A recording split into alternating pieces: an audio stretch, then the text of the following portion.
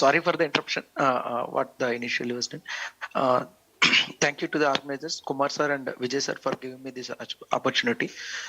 Now we will see the same trial what Shantanu was discussed and in a different cohort. And as we already discussed, this exon 20 insertions are a bit different compared to the exon 18, exon 19, and exon 21. Am I audible? Yes, you are audible. Yes, and usually these exon 20 insertions are usually common between this, as we look into the picture, 761 amino acid to the 775. Next. And what is usually the incidence of this exon 20 insertions was, if you look into the only EGFR cohort, the incidence was 4% to the 12%. If you look at overall all NSCLC, the incidence was, it's only 2%. But if you look at an EGFR, it's a big percentage, like it's almost 14 to 12%. Next, and what is the specificity and what is the difference of this exon 20 insertion mutations when compared to the exon 18, exon 19, and exon 21? If you look at the response rates of the conventional EGFR TKI with respect to the exon 20, the response rates were 10% and median progression-free survival is almost 3%. The same EGFR TKI, if you take into the another scenario, exon 18, exon 19, and exon 21, there the response rates are almost up to 30 to 40%, and the median progression-free survival is up to 9 to 10 months. It's almost one third of the response rates and one third of the PFS what we are seeing in other exons. Coming to the same thing with immune checkpoint inhibitors, the response rates are 0 to 25, and the PFS is almost equal to the what we are getting with conventional TK. It's nothing but 2 to 3%. If you compare to the chemotherapy with in second line setting, like usually what we are going to see now in this trial was in the second line setting. That's why I'm just quoting here the docetaxel. What is the most commonly approved drug in the second line? Is the one of the standard line therapy in the second line is docetaxel. The response rates were 14% in this subset, and duration of response is also 5 to 6 months. Now, next slide. Now, this is the history, what was happened until now in exon 20 insertion mutations when it was detected, and what are all the active agents until now, and what are the response rates, and what are the PFS and PFS with the until now what we are seeing. But there is no, apart from conventional TK, even with conventional TK also, the response rates are disappointing, and even with immunotherapy and chemotherapy. And next, this is the next. This is the study what they're done in this study was specifically they did in EGFR exon 20 insertion. It's a phase 1 and phase 2 study. They did in three patterns. The first one is escalated part. Next, they did in a 3 phases. The phase 1 is escalated part, and phase 2 is an expansion part, and phase 3 is an extended part. The phase 1 what they did was, the first they tested the what is the safety dose and what is the pharmacokinetic profile, and they included total 6 patients. In phase 2 they included total 7 cohorts. In that, the cohort 1 is the one which was previously treated with platinum, and after that they took this they extended this cohort 1. What we are seeing in the lower side is the EXCLAIM cohort, and this is the extended cohort. In that, they took total 96 patients. In that 96, 86 were platinum pretreated. In this cohort 1, platinum pretreated were 22, and that phase 1 platinum pretreated were 6. Now we are going to the analysis which they done in the patients of already platinum pretreated patients. Total 6 and 20 to 28 and then 86. Total they included 114 patients. Next. And what they took eligible criteria was more than 18 years and performance status 0 to 1, adequate kidney and hepatic and liver functions, and documented EGFR exon 20 insertion mutations, and they allowed prior EGFR TK treatment also, and they allowed both prior chemotherapy and prior EGFR TK, and they allowed prior immunotherapy treatment also. What they done with respect to the brain metastasis was, they not allowed the patients with brain metastasis which are active, means they are not treated, or they are not as stable lesions after treatment. Whichever any active brain lesions, then they are not allowed. The remaining brain lesions which are stable are already treated, they allowed those patients. Next.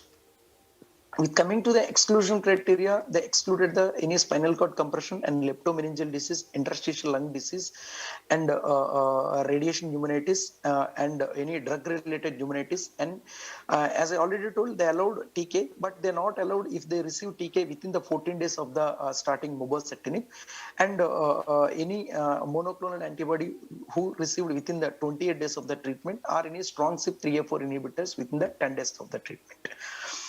And what the primary endpoint was overall response rates in the platinum pre-treated patients, and secondary endpoints were duration of response, disease control rate, and time to onset of response, PFS and OS.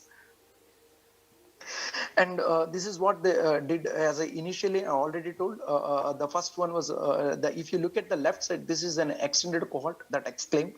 And if you look at the right side, and right side top, the included total 28. Those 28 will come from 6 patients from phase 1, and 22 patients came from phase 2, and this 86 patients were came from EXCLAIM cohort. And the total what they did analysis is 114 patients. They are all including platinum pre-treated patients. Now coming to the baseline characteristics of the patients. If you look at mainly they did baseline characteristics. They signed both platinum pre-treated and EXCLAIM cohort. And if you look at the number of systemic chemotherapy regimens, one line it's almost 40%, and 2 lines 30% of the people were received. More than 3 lines 27 were received. And immunotherapy, almost 40% of the people who received immunotherapy. And EGFR TK, almost half, 1/4 of the patients, like 25%, they received immunotherapy. And baseline brain metastases were seen in 35% of the patients. And now coming to the responses, and what they did was, what they show was independent review committee and investigator assessed. If you look at the total responses in platinum pre-treated cohort, it's in the second line what we are seeing the responses is that it's almost 28% by IRC assessment, and with investigator assessment, it's almost overall response rates were 35%. And if you remember what I told initially, with the conventional EGFR TK, the response rates were 10%, and with docetaxel, the response rates were 14%. With immunotherapy, the response rates were 10 to 50%. If you compare it to the what the other historical drugs did in this sub-patient cohort is better when we are seeing with mobocertinib. And duration of response was almost, if we got the response, then it is almost 17 months installation, and PFS, it is 7.3. As I already told, with conventional EGFR TK, it's 2 to 3 months, and immunotherapy 1 to 3 months, and with respect to the docetaxel, it's almost 4 to 5 months. I'm just comparing with a cross-trial comparison, but I'm just historically I'm comparing the how those drugs did in this subpopulation, how this mobocertinib was doing in this subpopulation, and the overall survival was 24 months. Next slide. And if we look at the forest plot and how the patients were behaved when we are using the mobile brain metastasis, there is no big difference.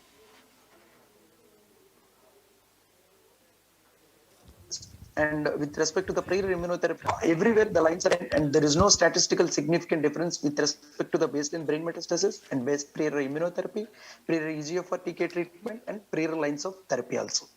And with respect to the whatever, there are, as I already told, different types of EGFR exon 20 insertions, irrespective of what is the type of 20 insertion, but they are all getting response with more or less equal response with mobocertinib. Next. Sir, last minute to conclude, please. Yeah, sure. Next. Next. And if these are the what we as I already told, the duration of response was 17 months, and PF its overall survival was 24 months. Next. This is if already brain metastasis was there and they progressed in that 68% were if they progressed in brain only, and baseline there is no brain metastasis, but 40% of the people are progressed in brain. More or less, it's like there is no drastic response with respect to the CNS activity in with this drug. Next. And coming to the adverse event, what the most common adverse events, what they see was same adverse events what we are seeing with other TK also. What other easier for TK? Mainly diarrhea, nausea, vomiting, stomatitis, and QT prolongation. And the only thing which worrying is treatment discontinuation rates were 25%. Mainly because of diarrhea only, and there is an improvement in the quality of life also, but there is a main treatment discontinuation was because of diarrhea. Next. And the other drugs which are active in this setting was which showed a good promising response and promising PFS was one is osimertinib with doubling dose, and as a previous speaker told, piogetinib was also did a uh, uh, good activity. And one more thing is amivantamab, and which is nothing but a bispecific antibody which works against both EGFR and MET. This also giving a promising response apart from the mobocertinib. Next. And what are the limitations? It's a phase 1, phase 2 study, and to document, even though it is approved, if you want to better document the response and PFS and OS, we need a phase 3 randomized study, and it not giving looks like a promising drug in brain metastasis, not like osimertinib. Next. And what my conclusion was, mobocertinib was one of the promising option in based on phase 1, phase 2. Even though if it is phase 1, phase 2, in view of lack of active agents in this setting, in this exon EGFR 20 insertions, this is one of the active agent, and the responses rates were better compared to the conventional EGFR TK and immunotherapy and chemotherapy, and activity with brain metastasis was limited, and side effect profile was manageable, and it's almost consistent with other EGFR TK, and still there is it is one of the good drug in unmet medical need setting. Thank you very much, Dr. Kishore. And now I think we'll go on. We overshot a little bit of time in this session.